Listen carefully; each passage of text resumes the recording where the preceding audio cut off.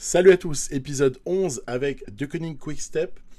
Remco Evenepoel ne nous fait pas un très bon Giro. Il y a l'étape 14 à 21 là, à vous présenter. Après 13 premières étapes, allez, 3 petits points, on va pas en dire plus. Je vous montrerai quelles sont mes petites pistes de réflexion sur le recrutement. Justement, c'est lié à ce qu'on va voir, c'est lié déjà à ce qu'on a vu.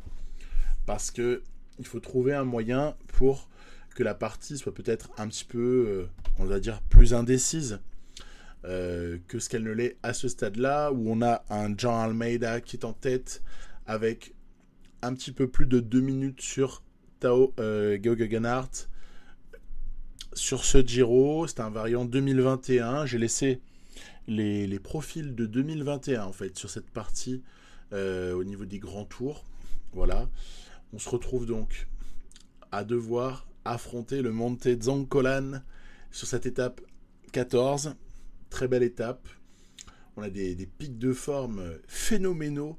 Il faut dire qu'il y a eu quelques stages et l'étape 14 faisait partie des stages.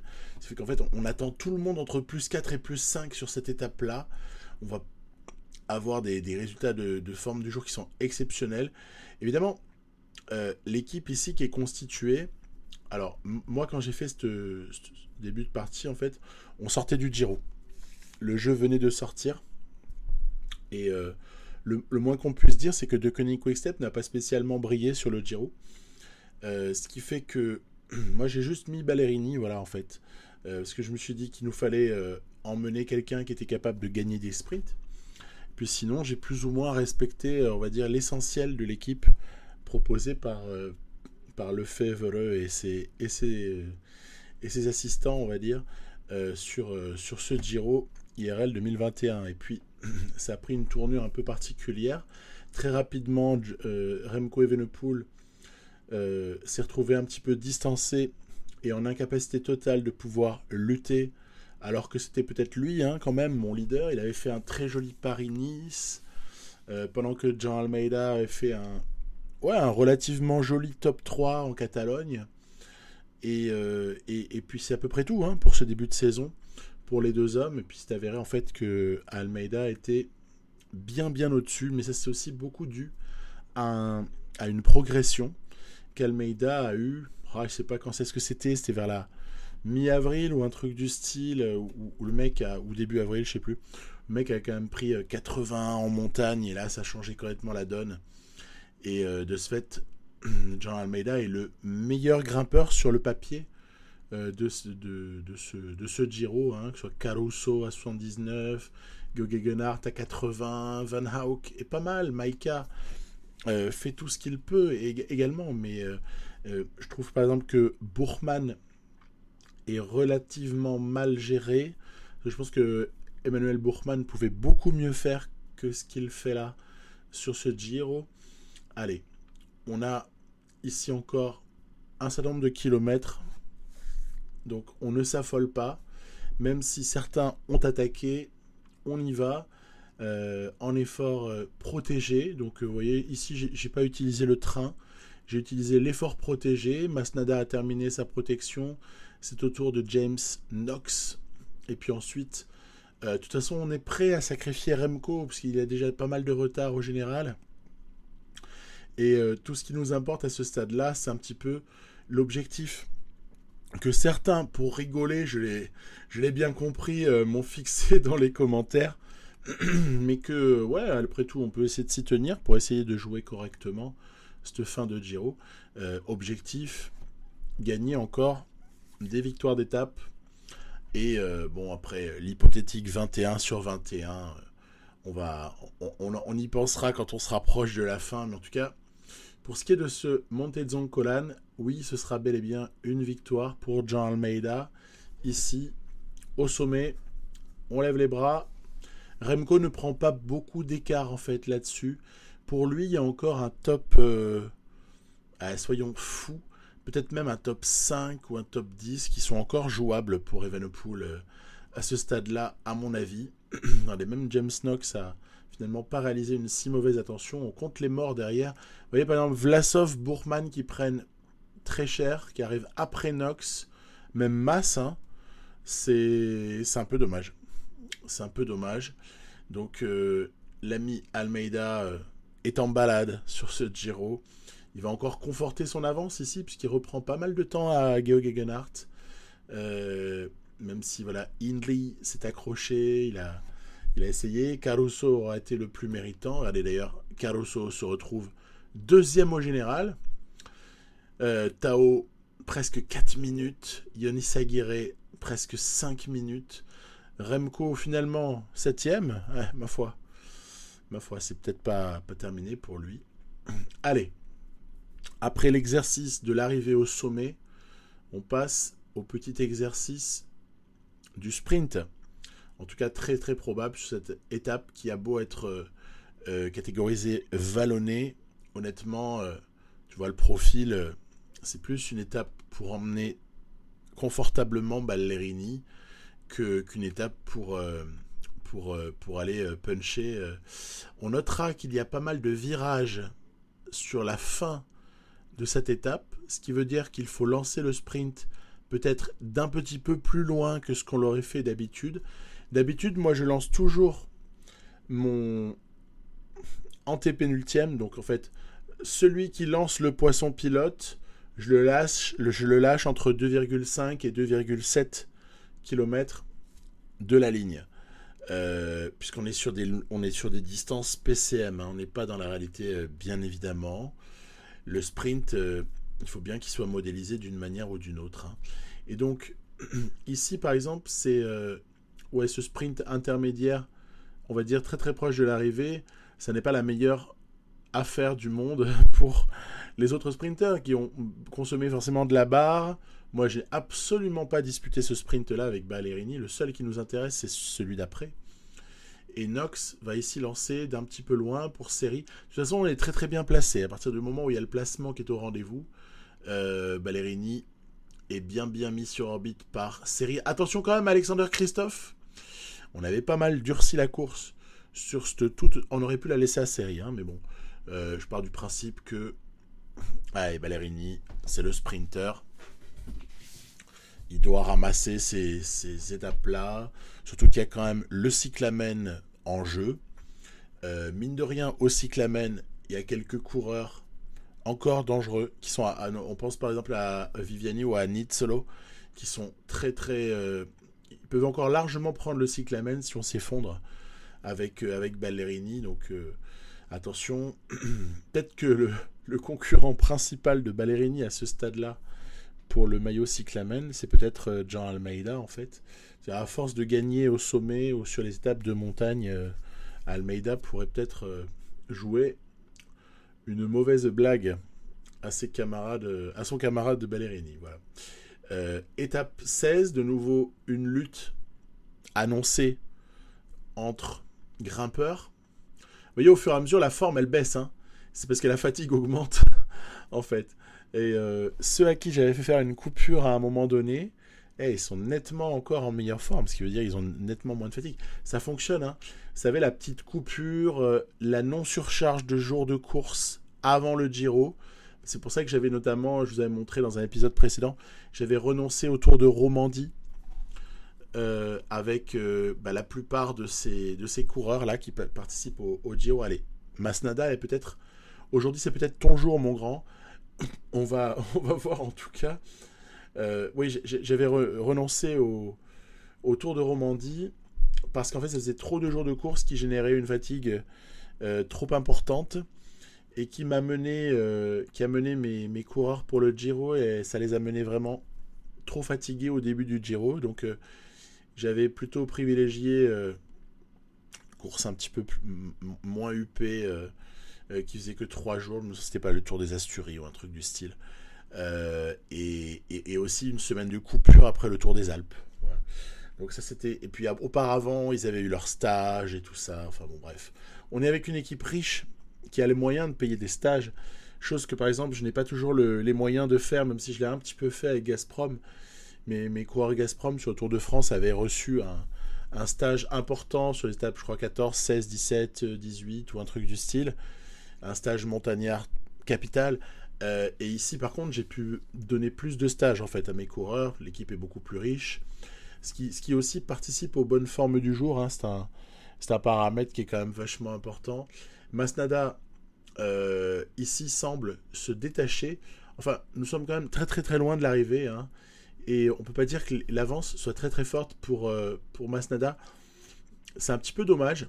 Parce que j'aurais bien aimé. Alors là, on va juste aller cueillir des points. Parce que dès qu'on a un catégorie 1 au niveau du GPM, l'écart de points entre le premier et le deuxième est vraiment ridicule. C'est 32 points pour le premier, 30 pour le deuxième. Donc en fait, du moment que tu es dans les deux premiers, tu marques beaucoup, beaucoup de points. Allez, attaque de Tao. Mon Dieu, que c'est loin de l'arrivée. Que c'est loin de l'arrivée d'aller taper cette attaque-là maintenant. Quelque part, forcément, en joueur de PCM un petit peu habitué, moi j'ai juste envie de le laisser, en fait, de le contrôler. J'ai envie de le contrôler, Tao. Alors là, attention, hein, ça rebelle du côté d'Inli, Maika, Mas. On va peut-être pas laisser partir tout le monde, parce qu'après, ils sont capables de se reconstituer ensemble et de rouler conjointement, ce qui changerait considérablement la donne par rapport à un homme seul. Hein. L'homme seul est amené à s'épuiser, là où un groupe de 3 peut conserver 2 minutes hein, sur un autre groupe de 3. Alors là, il n'y a aucun problème, surtout que ça obligerait Masnada à bosser. Enfin, il y a un petit peu le feu. Hein. Pour être franc, je me méfie beaucoup à ce stade-là. Après, ce qui est clair, c'est que comme Gegenhardt est seul et n'a pas été rejoint par les autres, dommage pour Seri qui ne rejoindra pas, il ne pourra plus nous aider sur cette étape-là, c'est un peu dommage pour lui. J'aurais moi grand intérêt à ce que Evenepoel rentre. Évidemment, c'est ce qu'il me faudrait. Derrière, Hindley, Bourkman, Maika, Almeida en pourchasse de Gegenhardt, ben, c'est idéal. Parce que il reste encore 25 bornes. Il est parti à 65 bornes de l'arrivée, Gegenhardt. Donc, il va être forcément, à un moment donné, il va forcément être explosé de fatigue. Et il vaut mieux, à la limite, le garder à distance à 30 secondes, 1 minute, pour ensuite éventuellement contre-attaquer. Vous voyez ici, sur cette offensive de Maika, je décide d'y aller. Reprendre Tao. Bourkman a du mal. Hindley a lâché. Seul Maika s'accroche. Puis là, en fait, tant qu'à faire, on va le poser sur place. Hein. On va le déposer. Tao, il en avait gardé, regardez. C'est intéressant, là. Lial s'était mis en défaillance, en fait, mais c'était une grosse feinte. Il avait dû se mettre genre à 59 en relais ou un truc du style. Comme ça, il récupérait de la barre. Il a été capable de suivre notre attaque. Ce qui est quand même pas mal du tout. Il reste encore quelques kilomètres dans ce Passo Giao. Et là, par contre, j'essaie d'accélérer. Allez, on a pas mal de barres. Almeida est surpuissant. Il y a peut-être moyen d'aller passer seul au sommet. Voilà, ici, ça va comme ça. À 2 km du sommet, ça va rompre. Le groupe se casse. Maika aura finalement été moins résistant que l'a été Tao. Et Almeida se barre tout seul en espérant aller cueillir une victoire après la descente. Ce qui est quand même relativement faisable en général. Après, regardez, moi, mes petites astuces ici, celles de beaucoup de joueurs de PCM, hein, c'est en fait, on roule à bloc, on sait que quoi qu'il arrive, on va reprendre de la barre, sauf quand le pourcentage redevient trop faible. Et dès qu'on peut attaquer, on attaque. Et on attaque à bloc, hein. On attaque à bloc sur cette descente. Ce qui veut dire que, sauf faux plat descendant à un moment donné, et il va y en avoir un, hein. On s'en rapproche là. Hein. En fait, on a même moyen d'accroître notre avance dans cette descente. Parce qu'en fait, dans les descentes, on peut attaquer. C'est ça, en fait, le gros truc sur PCM. Sur les descentes, il y a vraiment moyen de faire des différences considérables. Je me souviens, il n'y a pas longtemps, je vous avais proposé un Tour de France. Et avec Bora, on avait Peter Sagan qui avait repris 2 minutes à tout le monde sur la descente, quoi. Du Mont Ventoux, excusez-moi, sur le premier passage. Donc, voilà, il y a moyen comme ça de faire de très grosses différences. Alors, évidemment, avec Remco, moi je serre les fesses à chaque fois. Hein. J'ai toujours peur que Remco se pète dans une descente. Mais bon, ouais, celui qui perd très très gros, là, c'est Caruso. Oh là là là là là. Caruso, il était 2e avant l'étape. Il prend hyper cher. C'est une calamité pour le coureur de Bahreïn Victorious. Donc voilà. On a pris cette arrivée à Cortina d'Ampezzo. et Almeida. Au général, ça va faire un écart un petit peu plus impressionnant à ce stade-là, avec presque 5 minutes sur Tao. Puis après, alors, reste du monde, 8 minutes, quoi. 8 minutes. Remco qui remonte à la 6ème place à un peu moins de 10 minutes d'Almeida. Bon, ok. Et encore une étape pour se faire plaisir ici avec Jean Almeida, qui va être cette étape comme ça, voilà, qui arrive à Segadiala, avec, bon, on a l'habitude, toujours les mêmes favoris. Tiens, on notera un truc que je trouve plutôt sympathique dans cette partie, c'est que Lennart Kemna, l'allemand de Bora, a vachement progressé. Il a dû avoir sa petite progression, là, vous savez, comme ça arrive parfois pour certains coureurs au bout de 3, 4, 5 mois plutôt 4 mois ou 3, 4 mois de travail. Ouais, en général, le premier up pour les coureurs qui sont relativement concernés, il arrive souvent entre la fin mars et la fin avril. Grosso modo, en tout cas, on va dire 7 ou 8 fois sur 10, c'est ça que j'observe. Et en l'occurrence, Kemna a bien progressé là, et ça en fait un joli soutien hein, pour Emmanuel Buchmann. Moi, ici, je choisis de rouler, non pas pour aller chercher des points pour le cyclamen, c'est absolument pas l'objet, c'est que je veux réduire en fait l'écart avec l'échappée. Puisque, ben, vous voyez, là, on est sur l'étape 17 à présent. On a pris les 16 précédentes, et du coup, je me dis, bon, ben, on va essayer de se donner les moyens de pouvoir éventuellement aller chercher cette étape 17, quoi.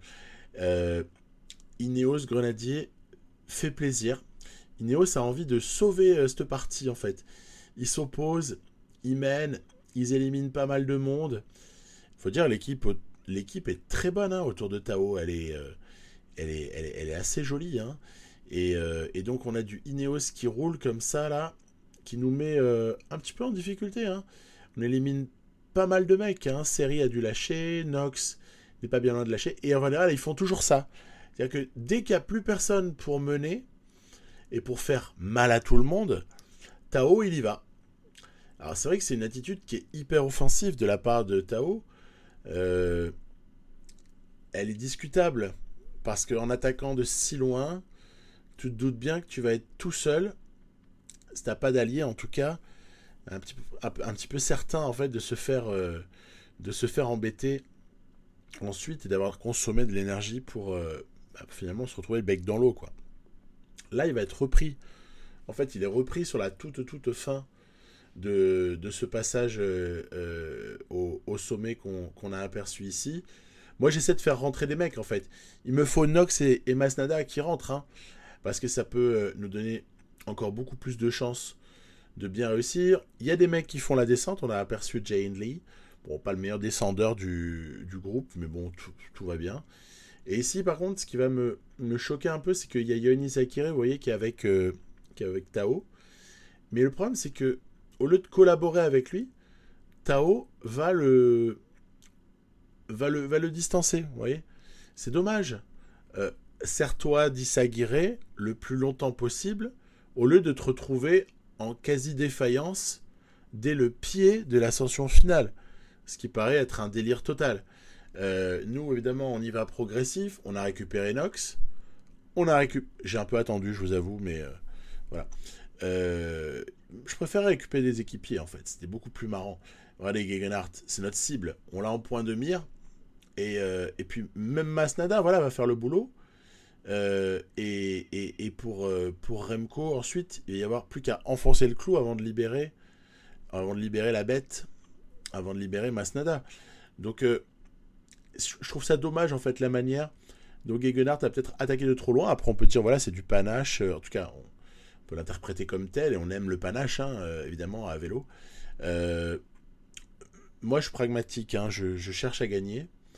Même si ça manque de panache, je cherche à gagner, point. Et après, le reste, on voit bien. S'il y a moyen de rajouter un peu de panache, on peut le faire. On va essayer par exemple ici d'attaquer un petit peu loin de l'arrivée, entre guillemets, à 4 bornes de l'arrivée. Voilà, on va lâcher Issaguirre, le pauvre, qui s'est fait avaler par le retour de certains favoris. Maïka s'accroche formidablement bien. Evenepoel pourrait récupérer du temps sur ce coup-là, parce que Gegenhardt est est complètement décramponné. En fait, les 2 fois où il attaquait de loin, Gegenhardt s'est fait croquer derrière, il perd 10 minutes à chaque fois, et Almeida, évidemment, se débarrassera un petit peu plus tard de Rafael Maïka pour terminer en solitaire. Victoire du Portugais Jean Almeida. Le Giro commence à être dans la poche, mais on peut toujours avoir une chute, un abandon et des trucs comme ça, mais a priori, à ce stade-là, ça sent plutôt pas mauvais. Remco ne fait pas une mauvaise ascension, on dirait plus 5, hein, logique. Surtout qu'il s'est dépouillé pour Almeida, en fait. Remco a perdu pas mal de temps sur les protections sur Almeida, sur voilà, un certain nombre de petites situations comme ça où, honnêtement, si ça avait été lui le leader, y avait franchement espoir de jouer différemment et de pas concéder certaines minutes, quoi. Hein, c'est une évidence. Après là, voilà, on joue pour Almeida, on joue pour Almeida. Euh, que dire? Parce qu'en fait, il y a un homme qui est trop fort pour ce Giro. Mais si on l'enlevait, on aurait une situation qui serait beaucoup, beaucoup plus serrée. Bon, je vous dis, il y a quelques petites minutes en plus pour Remco parce qu'il s'est sacrifié, mais s'il n'y avait pas Almeida, en fait, on aurait pu avoir un Giro hyper serré. Et donc, voilà. La petite conclusion. Vous voyez la forme qui continue à chuter un peu là pour tout le monde. C'est la fatigue qui grandit. On est quand même à l'étape 18. Étape 18 qui semble promise au sprint, non? A priori, en tout cas. Surtout que c'est la dernière occasion. Ça va être à 19 et 20 qui sont les étapes de montagne. Et 21 qui va être un contre-la-montre relativement long. Donc pour Ballerini, c'est la dernière occasion. Après, il y en a eu pas mal. Il y a eu, je sais pas, 5 ou 6 victoires pour Ballerini, ou peut-être un petit peu plus, je sais pas. Toutefois, nous contrôlons la course. On se méfie toujours des échappées comme ça à une étape 18 qui peuvent prendre 12 minutes, puis après on les revoit plus. Et on perd notre petit défi, notre petit challenge de victoire d'étape. Donc je roule. En plus, on a du matos pour, excusez du peu, faire rouler Cavagna et Helio Case. Il y a pire. Il y a pire comme roule toujours. Cavagna, c'est vraiment une machine en fait. C'est une machine à rouler, lui. Il est invraisemblable. Ensuite, Nox, Seri, Masnada vont être chargés d'emmener Ballerini le mieux possible. Bon, après, je vais pas tarder à rabattre Almeida dans la roue de Tao. Hein. On va pas aller sprinter bêtement avec Almeida dans la roue. Hein, ça, c'est des erreurs que j'ai faites au départ du jeu. Sprinter mon leader. Mais si c'est un puncher, ça passe. Si c'est un grimpeur, c'est un peu relou en fait. Et là, il va se passer un truc, mais là qui est trop PCM. Ça c'est trop PCM ce phénomène. Petite bosse avant l'arrivée, tu produis une accélération. La descente, c'est très très difficile de se faire reprendre. C'est lié à la compression des distances, ça. Fait qu'un groupe comme celui-là, Masnada, Seri, Ballerini, normalement, ne doit pas aller jusqu'au bout, parce qu'en fait, il doit être repris par le travail du peloton. Il reste quelques kilomètres, c'est largement faisable. Et sur Pro Cycling Manager, bah oui, on va la laisser à Masnada, celle-là, il la mérite bien, pour son très très joli Giro en tant qu'équipier. Retour de Calabi-Wan sera beaucoup trop tardif, celui de Merlier également, celui d'Elia Viviani, Peter Sagan, Itz Solo, etc. L'est également. On a bien vu, ce petit groupe de sprinters s'est fait avoir. Quelque part un peu faute d'équipier. Derrière, les favoris sont rentrés à bon port sans encombre. Et c'est comme ça qu'on prend cette étape 18, qui était très très longue. Hein. C'est une étape qu'on pouvait considérer comme étant dévolue aux baroudeurs. Bon, bah, on a roulé, on a décidé un petit peu autrement. Stabilisation du classement général, bien évidemment, avant d'aborder l'étape 19.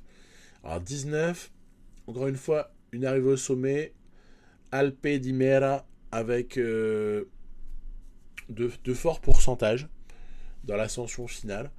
Donc, une situation plutôt excitante, en se demandant un petit peu, voilà, si ça va se passer différemment. Est-ce qu'on envoie quelqu'un en échappée? Qu'est-ce qu'on fait? Pas obligé de jouer non plus tout le temps pour Almeida. On peut aussi des fois le laisser s'effacer une fois de temps en temps. Et c'est ainsi en fait que après avoir roulé pour maintenir un certain écart vis-à-vis de l'échappée, je vais décider d'envoyer Fausto Masnada devant. Et c'est parti. C'est parti mon Masnada, tu vas démarrer. Ineos colle. Ineos est en train de nous coller un petit peu là. Et on va... Voilà. Allez. C'est parti pour l'aventure Masnada qui va essayer de rafler des points aussi GPM si c'est possible. Parce qu'à ce stade-là, le maillot Azzurro est toujours pas décidé. Hein. On sait que Almeida est très très bien placé, tu m'étonnes avec toutes les arrivées au sommet. Remco le porte, mais ça sent limite la procuration à ce stade-là. Masnada, il est inarrêtable en fait. Il secoue le groupe d'échappés dès qu'il arrive là. Hop, vas-y, je t'en élimine 8 ou 9. Et on continue avec les plus forts.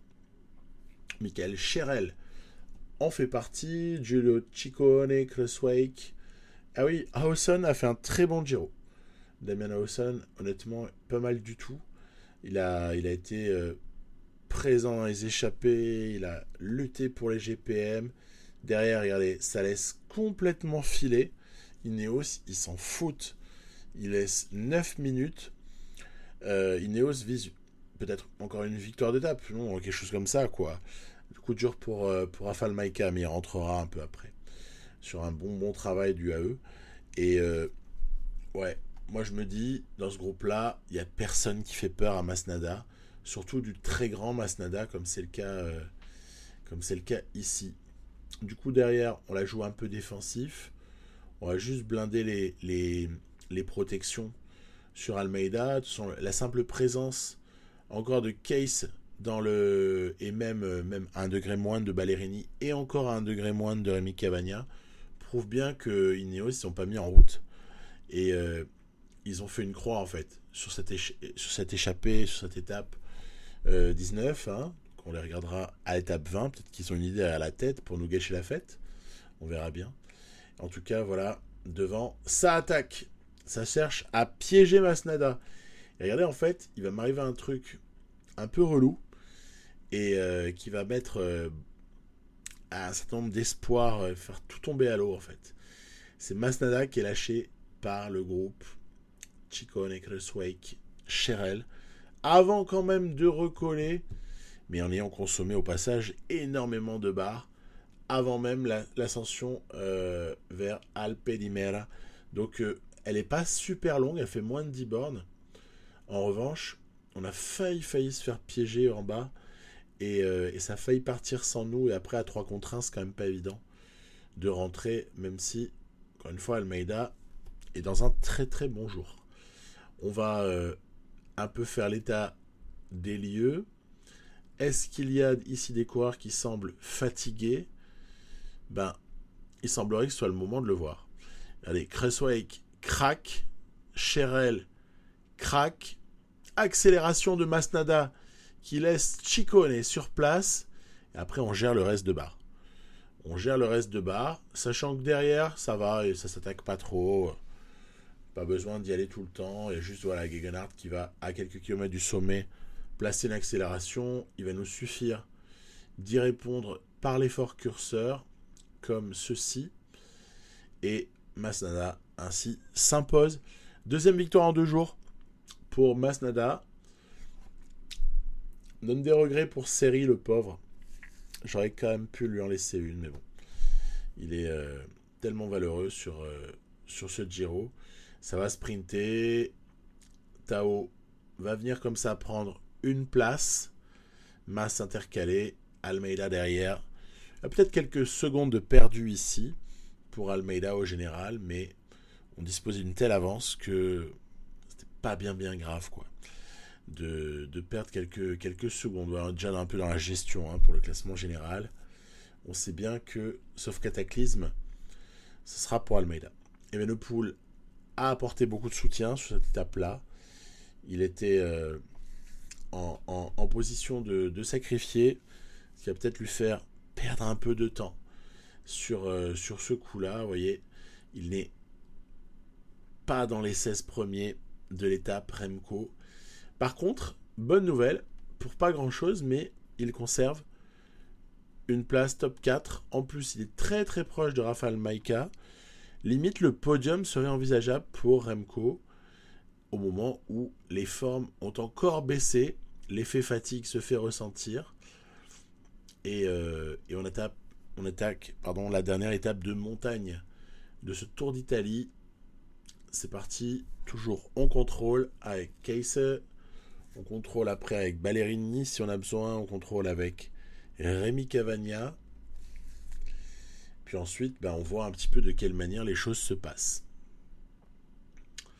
Donc, est-ce que Gegenhardt va attaquer? Et si oui, à quel endroit? Est-ce qu'on va le ressortir toujours la même stratégie? Ou est-ce qu'on va être obligé de s'adapter à un truc qu'on n'a pas vu jusque-là? Toujours est-il que Bahrain Victorious roule très très bien. On se doute qu'il roule pour Caruso. Un petit peu plus tard, c'est le team Ineos qui va rouler. Regardez, Ineos Grenadier qui roule ici. C'est Sosa qui fait le boulot. Eux, on sait au moins pour qui ils roulent. Il n'y a pas d'ambiguïté. Masnada doit se relever. Il n'y aura pas de passe de 3 sur cette étape-là. Même si ça peut encore rentrer. Devant, ils sont capables de s'observer.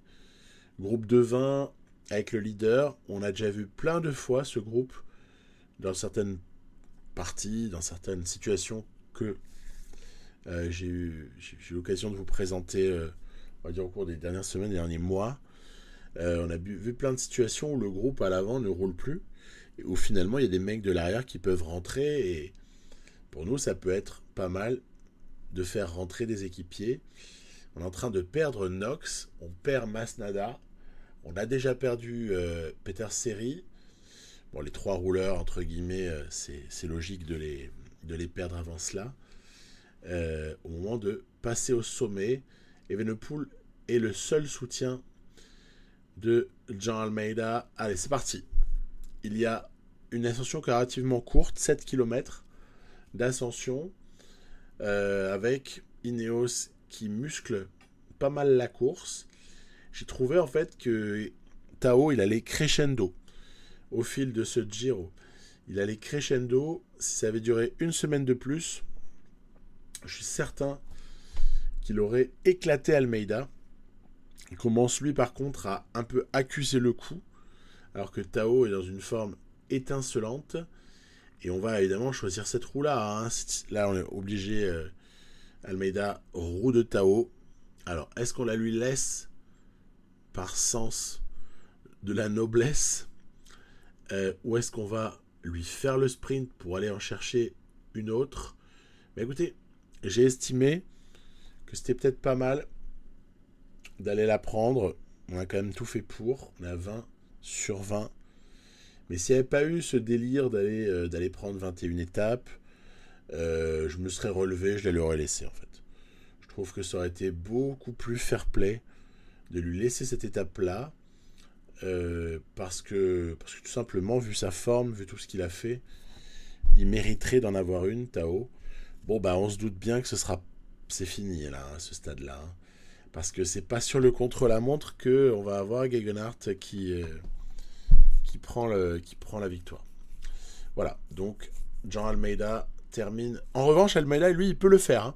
C'est ça le pire en fait dans l'histoire. Le mec est très très fort rouleur.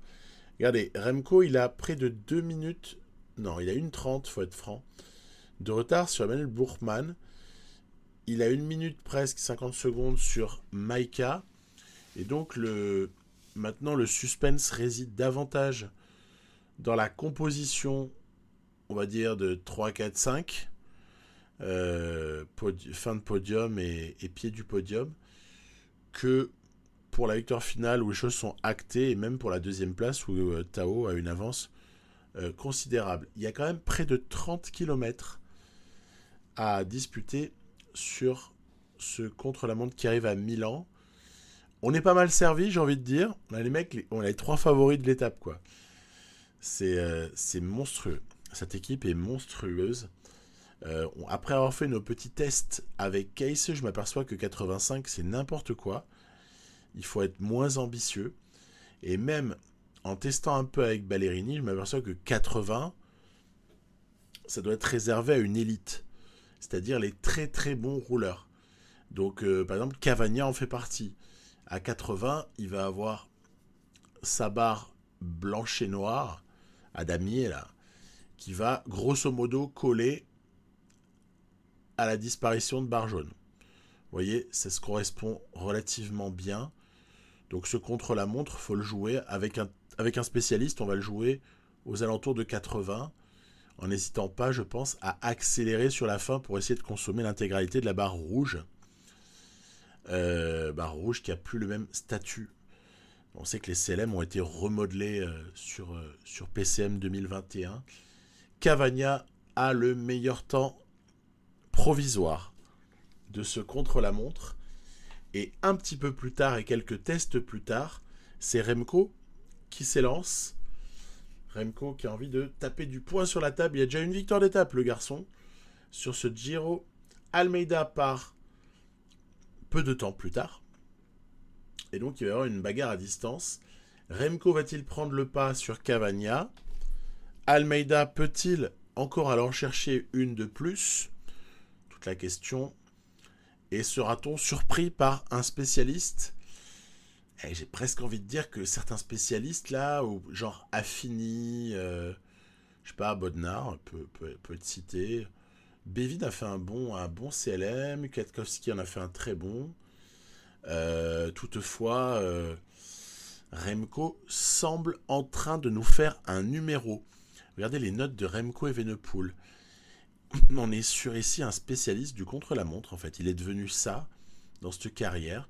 Il y avait moyen de basculer au premier up suite à l'entraînement en course par étape. Il y avait moyen de basculer du côté de Remco, soit comme grimpeur, soit plutôt comme course par étape. Mais en fait, le mec est en train de basculer comme un spécialiste du CLM qui va prendre le provisoire sur Cavagna. Bon, on l'a compris, c'est pas Tao, c'est pas Bourman qui vont, ni Maïka qui vont aller déloger.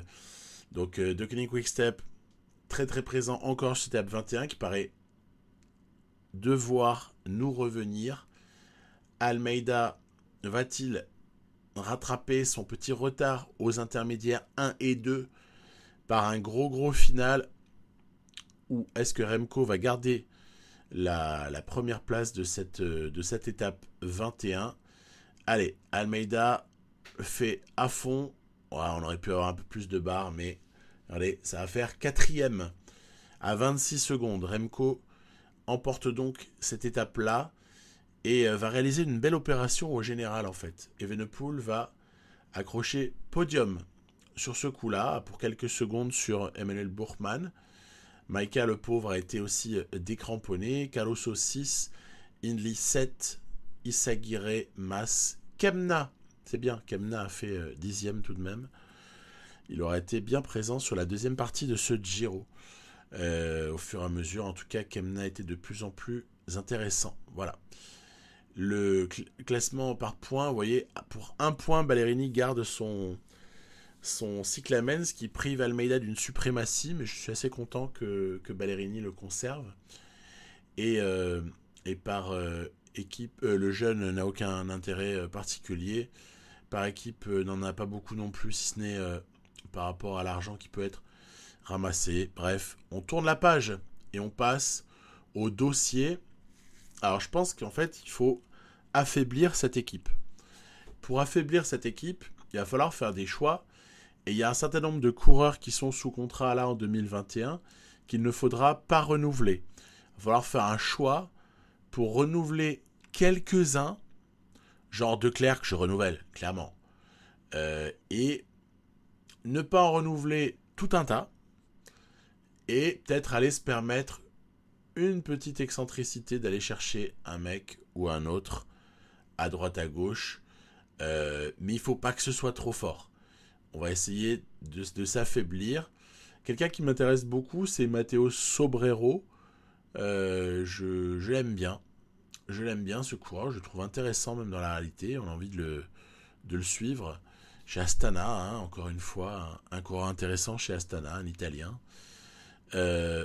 Voilà. Je pense que peut-être Ballerini pourrait être conservé En revanche, se débarrasser de tout un tas d'autres sprinters, notamment ne pas re-signer Bennett, faire une croix sur Cavagna qui s'avère quand même un peu trop fort et qui aide l'équipe de manière considérable, et garder vraiment une ossature autour d'Alaphilippe, d'Evenepoel, Kasper Asgreen et peut-être du coup Ballerini. Peut-être renoncer à Sagan aussi pour ne pas être trop fort, sauf si je libère Lampart, ce qui est aussi envisageable de libérer Yves Lampart. Voilà, il y a comme ça donc des pistes pour essayer d'affaiblir cette équipe et que la partie puisse être poursuivie, je dirais, avec de l'intérêt. Oui, on va pas aller recruter Van Der Poel non plus, hein. On a bien compris, même au niveau des grimpeurs, il serait bon de pas aller trop chercher. C'est dommage, vous avez vu au niveau des Belges, j'ai pas d'évidence qui saute aux yeux là, hormis la prolongation de Clerc et de Seri. Ça, on peut y aller allègrement, hein. C'est pas ça qui va faire de nous une équipe injouable. Donc, prolonger ces deux-là, oui, ne me pose pas de soucis. En revanche, vous voyez, Bennett, non. Cavagna, non. Et tristesse, crève-cœur. Moi, j'adore ce coureur. On l'a vu là survoler le Giro. Jean Almeida, il faut pas le garder, je pense. Il faut pas le garder. Il faut faire la place pour Remco Evenepoel. Essayer d'enfin faire triompher ce jeune coureur qui me plaît tant. Et puis comme ça aussi se limiter un petit peu. Vous avez vu l'effectif, c'est presque, il y a presque personne qui est sous contrat la saison suivante, hein. Il y a vraiment les cartes qui vont être vraiment rebattues à plus. Bye bye, épisode 12, bientôt, bye.